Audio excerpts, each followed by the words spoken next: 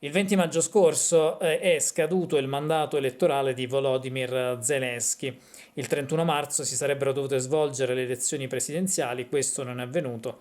Nel dicembre 2023 lo stesso Zelensky aveva dichiarato che non si sarebbero svolte elezioni in Ucraina sia parlamentari che presidenziali fino a quando sarà in vigore la legge marziale che fu imposta sin dal febbraio 2022, poco dopo l'inizio del conflitto in Ucraina, e da allora è stata di volta in volta prolungata dal Parlamento ucraino, che mercoledì scorso ha rinnovato per altri 3 mesi le misure emergenziali, quindi questo succede dal 2022.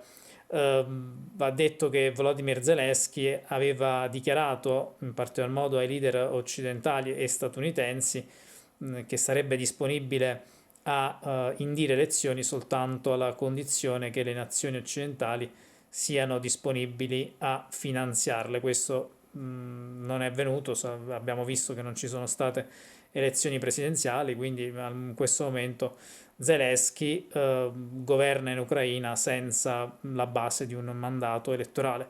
Dobbiamo anche ricordare, e come dimenticarlo, che Zelensky ha messo fuori legge i partiti di opposizione, quindi questa è la situazione della democrazia, se tale può definirsi, in Ucraina, capolinea, l'ultima fermata della libera informazione.